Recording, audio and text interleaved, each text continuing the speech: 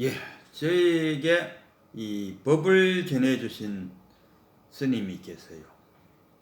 경주에 가면은 남산, 남산을 바라보면은 왼쪽 기퉁이, 거기에 배감로가 있고, 배감로를 따라 쭉 올라가면은 배구남이 있어요. 배군로를 따라 올라가면 배군로가 있어요. 그리고 배군암에 가면은 그 배군 스님이 계세요. 큰 절도 아니고 그냥 암자 수준의 조그마한 절인데 산중턱이 있고, 옛날에는 그 등산객들이 앞으로는 이제 오시는 길을 내갖고 절 바로 밑에까지, 뭐 절 옆에까지도 길을 내놨더라고요. 그 차로 휙 가면은 절 절마당까지 갈 수 있도록 돼 있는데, 옛날에는 보면은 저기 산 밑으로 해갖고 올라오는, 지금 또 배구남 치면은 그쪽으로 등산로 길로 차를 안내해주는 그가 더 가까우니까, 대구서 만약에 간다면은 거기 어쨌든 간에 가면은 그 등 막히는 그 배군암이 탁 여기서부터 등산하시오 하는 식으로 돼 있어요. 그래서 돌아 나와갖고 한참 이쪽으로 돌아 나와야 그 차로 배군암에 갈 수 있는 길로 갈 수가 있어요. 그래서 저도 그 배군암에 들러갖고 우리 배군 스님하고 독대를 해서 한 마리의 뺑아리가 되었습니다. 스님 표현대로 하자면은. 그리고 우리 백운 스님이 잘 하시는 말이 이래요. 우리가 접촉하는 순간에 느낌이 있고, 느낌이 있는 순간에 생각이 있고, 생각을 하게 되면 상이 떠오른다. 그래서 우리는 자기가 만든 그 상 속에 살고 있다. 그래서 우리는 각자가 자신의 세계 속에서 살고 있다. 자기가 만든 세상에서 살고 있다. 이런 이야기입니다. 그래서 자기가 만든 그 세상은 현상이다. 실상이 아니고 현상이다. 그 현상에서 깨어나는 것.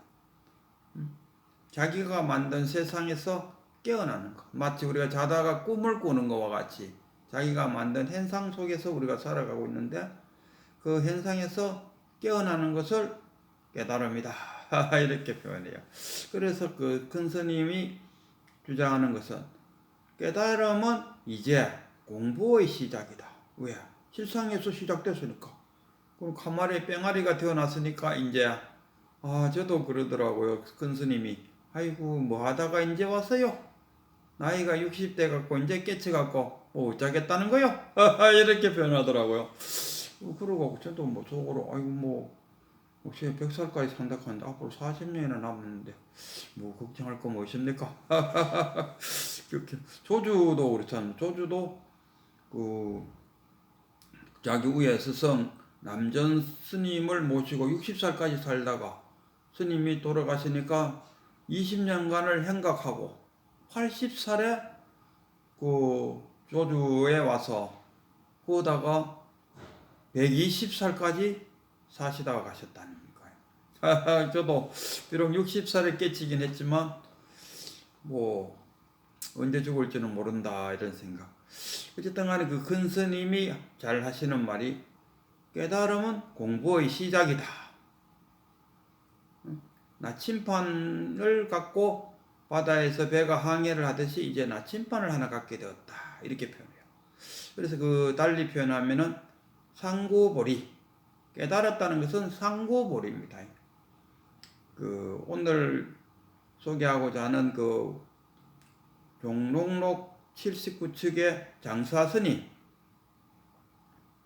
이 스님이 누구냐 하면은 그 방금 말했던 남전 스님의 제자이고, 조주 선사와는 동문관계가 있고, 또 우리가 잘 알고 있는 리틀 부처라고 하는 앙산이 그 장사 스님을 표현하기를 큰 호랑이다, 큰 호랑이라고 생각했어요. 그리고 오늘 이 장사 스님이 자기 그 도반관계에 있는 화상이 깨쳤는지 안 깨쳤는지가 조금 그래갖고, 자기 이제 밑에 있는 스님을 한번 보냈어요. 그래갖고 가서 희하상한테 가서 질문을 하고 온나 하고 이제 뭘 질문할 건지를 가르쳐주고 이제 보냈어요. 그래갖고 스님이 이제 희하상을 만나갖고 물어봤어요. 남전 스님을 만났을 때는 어떻습니까? 어땠습니까? 하니까 희하상이 아무 말도 안 했어요.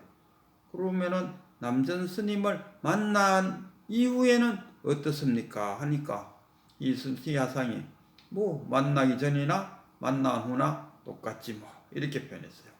그걸 이제 듣고는 다시 그 장사 스님한테 와서 희하상한테 가니까 그렇게 말씀하더라고. 다 전하니까 그 장사 스님이 하는 말이 백척간도에는 올랐구나. 백척간도에는 올랐구나. 그러나 백척간도에서 한 걸음을 내려야지 언제난 깨쳤다고 말할 수 있겠지. 이렇게 표현했어요. 백척간도 진일보다 이 장사 스님이 처음으로 이제 백척간도 진일보라는 말을 했어요. 우리가 그 백척간도 진일보라는 것은 상하보리 하와중생. 그러니까 그 남전을 만났느냐라는 질문은 옛날 서너르기 어려운 것을 비유하기 때문에 남전을 만났을 때는 어떻습니까? 그때는 뭐냐? 다른 말로 쉬운 말로 표현하면은 깨달았다는 이야기죠. 남전을 봤다는 것은 본래 면목을 봤다는 것. 이렇게 깨쳤을 때는 어땠습니까? 그러니까 그 희하상이 아무 말도 안 하고 가만히 있었는 것은 깨달음에 대해서는 참 뭐라고 말할 수 없지 않습니까? 깨달은 게 뭐냐? 부처가 뭐냐 했을 때 지금까지 똥막대기니 잣나무니 호빵이니 이렇게 표현했지. 깨달음에 대해서 깨달음은 이런 것이다라고 참 말하기 어렵지 않습니까? 우리 단순하게 수박 맛이 어떻습니까? 그걸 수박 맛이 어떤지, 꿀 맛이 어떤지, 밥 맛이 어떤지 그걸 어떻게 말로 표현할 수 있습니까? 말로 표현하는 것보다가 네가 먹으면 아는데 왜 니는 안 먹고 내보고 물어보느냐? 물어볼 필요도 없이 네가 먹어봐라. 네가 수박 한 쪼가리를 먹어봄으로써 수박 맛이 어떤지 안다. 그래서 그 남전을 만나기 전에는 어땠습니까? 또는 남전을 만났을 때는 어떻습니까? 그게 알기 쉽게 표현하면 깨달았을 때는 어떻습니까? 아무 말도 안 했어요. 아무 말도 안 한다는 건 많았어요. 부처님도 그 외도가 와서 말없이 가르쳐 줄 수 있느냐 했을 때 아무 말 하지 않았고, 달마 대사가 너는 나한테 무엇을 배웠느냐 할 때 해가도 아무 말도 안 했고, 또 뭡니까 유마거사 말고 유마거사 맞습니까? 유마거사도 불이법에 대해서 한마디 하시오 하니까 아무 말도 하지 않았다니까. 그 아무 말도 하지 않는 데에 의미가 있죠. 그리고 나서 그럼 남전 만난 후에는 어떻습니까? 이 말은 달리 표현하면은 깨달은 후에는 어떻습니까? 이 말이죠. 근데 깨달은 후에는 어떻습니까? 하니까 이하상이 깨닫기 전이나 같지 이렇게 표현했어요. 우리도 지금 보면은 주변에 깨달았다는 사람들한테 이야기하면 깨치기 전이나 깨친 후나 같아요. 이런 표현을 많이 하잖아요. 깨치기 전이나 깨친 후나 달라진 거 없어요. 몸이 이렇고 내 성격이 이렇고 깨쳤다 해서 내 못난 얼굴이 갑자기 잘 생기는 것도 아니고요. 깨치기 전이나 지금은 똑같아요. 이게 유물론적인 사고에 빠지면 이래 돼요. 불교는 늘 이야기하듯이 유심론으로 생각이 됩니다. 근데 만약에 깨치기 전과 깨치기 이후가 똑같다면은 뭡니까? 백척간도 진일보를 해야 되는데 백척간도에 떡 올라앉은 데가 있다 아닙니까? 그럼 백척간도에서 진일보 했을 때는 어떤가? 이 세상과 내가 분리가 된다. 분리. 하나가 된다. 이런 이야기 되겠죠. 그리고 우리가 깨달았다는 것은 공이면은 깨달은 이후에 하와 중생 불공이 되겠죠. 이 차별지에서 분별심을 갖고 살아가는 게 우리 중생들인데, 깨치기만 깨치갖고 백척간도 위에서 내려오지를 못하고 거기 주저앉아 있다면은 밑에서 백척간도를 쳐다보면은 거기 앉아 있는 사람이 우습게 보이지 않습니까? 이건 내려와서 차별지에서 잘 자신의 본분사를 지금 여기서 잘 수행하는 것, 그것이 완전한 깨침이 안 되겠나 싶어요. 그래서 깨닫기만 하고 그 깨달음에만 목적을 두고 한다면은 아이고, 깨달음과 안 깨달음의 차이. 그렇죠. 제가 한번 그 이야기, 깨닫기 전에는 그 사고의 중심이 자기입니다. 이렇게 하면은 나쁜 거야, 저렇게 하면 좋은 거야, 이렇게 하면 슬픈 거야, 저렇게 하면은 기쁜 거야. 자기를 중심으로 이 사물을 들다봐요. 그게 깨치지 못한, 그러니까 자기만의 세상 속에서 살고 있는 행위이죠. 그러나 깨치고 나면은 그 비가 온다. 그러면은 자기 중심으로 이야기하면, 오늘 그 데이트 약속인데 비가 오니까 파이다, 안 좋다, 이러잖아요. 그러나 내리는 비는 좋고 나쁨이 없죠. 자연 원리잖아요.